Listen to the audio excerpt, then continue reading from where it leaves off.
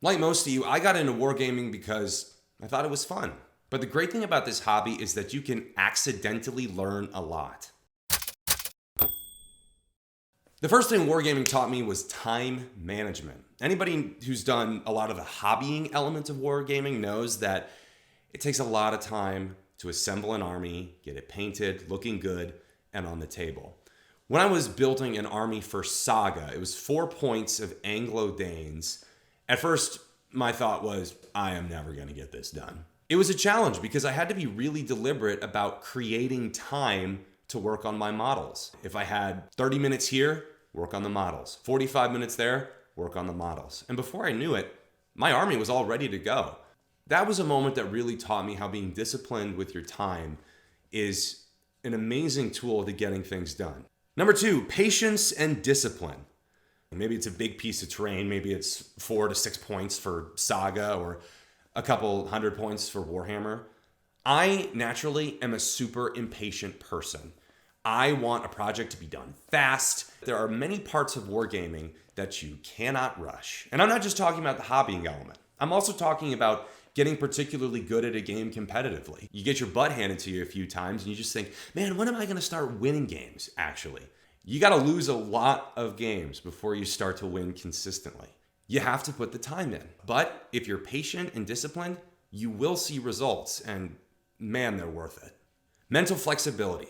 I'm the type of guy that loves to bounce around and play a bunch of different types of games. And so what I've found is that wargaming makes me maintain a certain level of mental flexibility. For me, I love the mental challenge of learning new rule sets, putting together good lists. I'm not a math guy at all. I'm a journalist by trade, so I'm pretty good with words, awful with numbers. However, I really like the quick math that wargaming makes you do, just because I feel like it uses a part of my brain that doesn't get used a lot.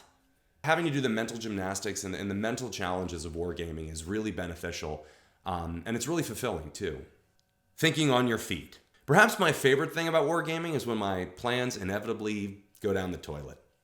It's commonly said in a lot of tabletop games that no plan survives the first combat encounter. But I kind of love that. I think it's a really valuable skill to learn how to think on your feet, make adjustments, react to your opponent. I think that it's a type of tactical cat and mouse game that obviously many of us don't experience in our day-to-day lives. So it's really fulfilling to have it play out on the table. And finally, failure is a big part of wargaming. I have ruined so many models. I have lost so many games. But each one of those failures was a really powerful lesson. Screwing up models, getting your butt kicked, putting together a poor strategy that your opponent just immediately made Swiss cheese out of, that's part of the game. And I think that's awesome. And I think as long as we remember, it's only truly failure if you didn't try or you didn't learn something. If you tried and failed, you won. If you failed and learned something, you won. That's a message that has been beaten into my head over and over again in my wargaming career.